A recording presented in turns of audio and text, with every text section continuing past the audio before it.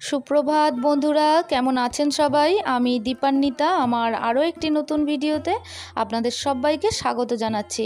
আশা করছি আমার এই ভিডিওটি আপনারা যে যেখান থেকে দেখছেন সকলেই ভালো আছেন। আমরাও সকলে খুব ভালো আছি। আজকে আপনারা তো দেখতেই পাচ্ছেন আমি সকাল সকাল ছাদ বাগানে গিয়েছিলাম এবং সমস্ত ফুল তুলে এনেছি। আর তবে আজকে এতটাই বৃষ্টি হচ্ছে, আজকে আর ছাদ বাগানটা ঘুরিয়ে দেখালাম না। তবে খুব ইচ্ছা ছিল জানেন যে আজকে ছাদ বাগানটা দেখানোর, কারণ আজকে সব ধরনের সব রকমের ফুল ফুটেছিল আর ছাদ বাগানটাও বেশ দারুণ লাগছিল। কিন্তু আমি দেখতে পেলাম, আপনাদের দেখাতে পারলাম না।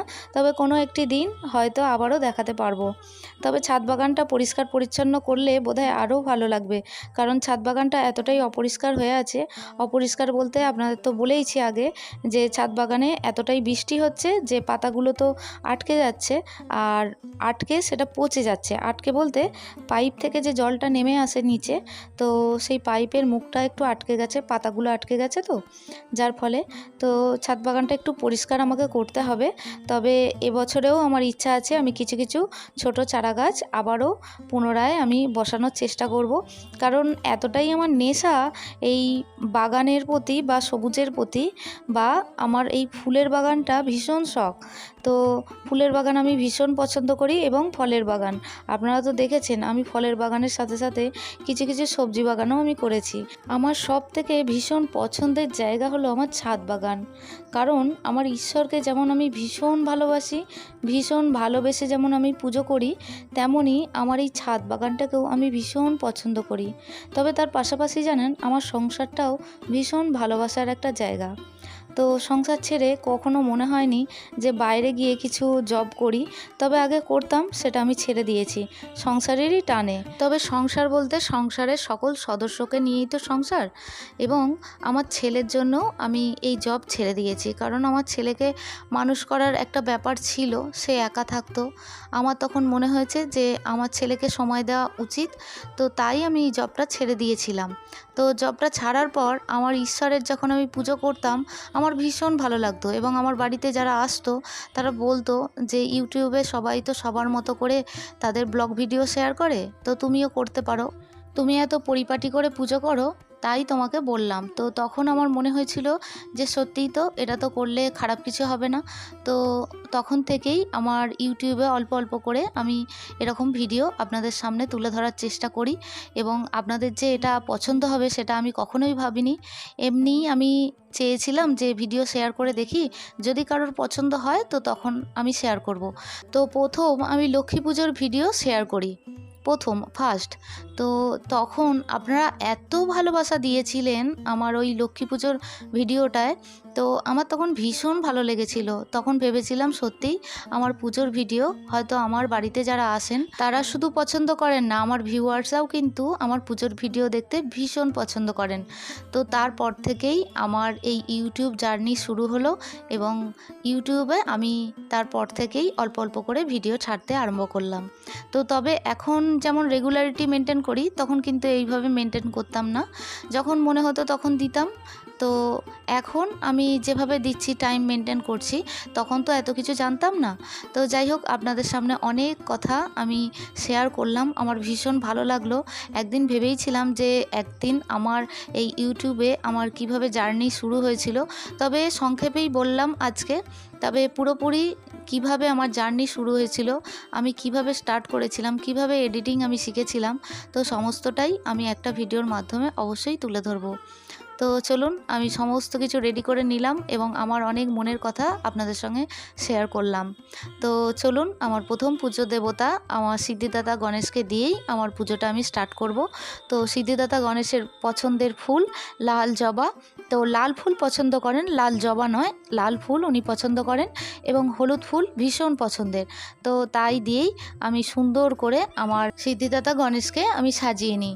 তবে জানেন, বেদির সামনেটা আমি সাদা টগর ফুল দিয়ে সাজাচ্ছিলাম আর ভাবছিলাম ভালো লাগবে তো। আজকে দেখলাম আমার সিদ্ধিদাতা গণেশের জায়গাটা এত সুন্দর লাগছে, এই টগর ফুল দিয়ে সাজিয়ে আমার ভীষণ ভালো লাগছে। আপনাদের কেমন লাগছে আপনারা অবশ্যই জানাবেন। তবে এই মুহূর্তে যারা আমার ভিডিওটি দেখছেন প্লিজ একটা লাইক করে করে দেবেন। আর ভিডিওর কোনো কিছু অংশ যদি আরও একটু বেশি ভালো লেগে থাকে, চাইলে আমার চ্যানেলটি সাবস্ক্রাইব করে আমার পাশে থাকতে পারেন। অলরেডি যারা আমার এই চ্যানেলটি সাবস্ক্রাইব করছেন বা করে রেখেছেন, তাদের জন্য জানাই অসংখ্য ধন্যবাদ এবং অনেক ভালোবাসা। আর যে বন্ধুরা আমাকে সুন্দর সুন্দর কমেন্ট করছেন, তাদের জন্য জানাই অসংখ্য ধন্যবাদ। তো চলুন আমি বাবা ভোলানাথকে সাজিয়ে নিতে থাকি আর আপনাদেরও কমেন্টগুলো পড়ে নেওয়া যাক। তো প্রথমেই আমার মিষ্টি একটি বোনের কমেন্ট পড়ব, শিখা মণ্ডলের কমেন্টটি পড়ব। তো শিখা, আমাকে গত ভিডিওতে জানিয়েছো যে তোমার বাড়িতে কিছু সমস্যা চলছিল, তো সেই কারণে তুমি আমার ভিডিও দেখতে পারোনি বা আমাকে কমেন্ট করতে পারোনি। তবে তুমি এত ব্যস্ততার মধ্যেও থেকে আমার যে ভিডিওটা দেখেছো বা মাঝে মধ্যে দেখো, তাতেই আমি অনেক খুশি, জানো তো। আমার ভিডিও করা সার্থক যে আমার এত মিষ্টি মিষ্টি বোনেরা আমার যে এই ভিডিও দেখে বা পছন্দ করে, এত ব্যস্ততার মাঝখানেও তারা যে আমাকে দেখে বা মনে রাখে, এটা ভেবেই আমি ভীষণ খুশি হই। অসংখ্য ধন্যবাদ জানাচ্ছি শিখা তোমাকে। আর আশা করছি এই দুঃসময় তোমার খুব তাড়াতাড়ি কেটে যাবে।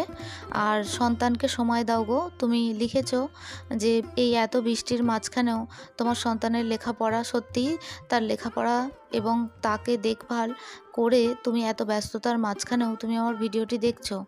তো তবুও তোমাকে বলবো যে আমার ভিডিও তুমি সময় পেলেই দেখো, কিন্তু তোমার সন্তানকে আগে সময় দাও। শুধু সন্তান বলবো না, তোমার ফ্যামিলিকেও সময় দাও।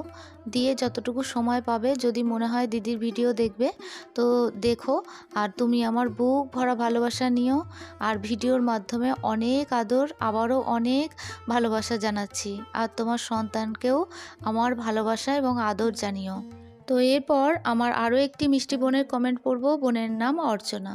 তো অর্চনা লিখেছে, দিদি আমার বাড়ি হলদিয়াতে। আমার অনেক দিনের ইচ্ছা দক্ষিণেশ্বর মন্দিরে দর্শন করতে যাব। তোমার বাড়ির সকলকে অনেক শ্রদ্ধা ও ভালোবাসা জানাচ্ছি। অসংখ্য ধন্যবাদ জানাচ্ছি অর্চনা তোমাকে। আর হ্যাঁ গো, আমাদেরও বাড়ির কাছাকাছিই বলা চলে। তবে কি জানো তো, দক্ষিণেশ্বরে যাওয়ার জন্য না, মা যতক্ষণ না টানাবে ততক্ষণ হয়তো আমরা যেতে পারি না ওই জায়গায়। কারণ অনেক দিন থেকে আমিও ভাবছি যাব যাব, কিন্তু যেতে আর পাচ্ছি না। আসলে মা হয়তো চাইছেন না, তাই হয়তো ওখানে গিয়ে পৌঁছাতে পারছি না। এমন নয় যে অনেকটা দূর, কিন্তু তবুও যেতে পারছি না। তো যখন সময় হবে সত্যি হয়তো এই মায়ের কাছে যেতে পারবো। সেই কবে যে বাবু তখন 1.5 বছর বয়স ছিল গিয়েছিলাম, তারপরে আর যাওয়া হয়ে ওঠেনি।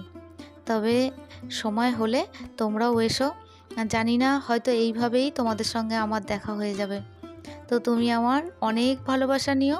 ভিডিওর মাধ্যমে অনেক আদর জানাচ্ছি। এরপরে আমার আরও একটি মিষ্টি বোন সোমা ঘোষ।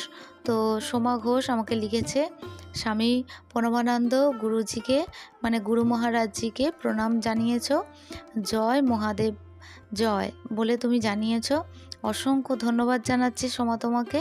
তুমি আমার অনেক ভালোবাসা নিও। ভিডিওর মাধ্যমে অনেক আদর জানাচ্ছি। আর সময় পেলেই এই দিদিকে কমেন্ট করো।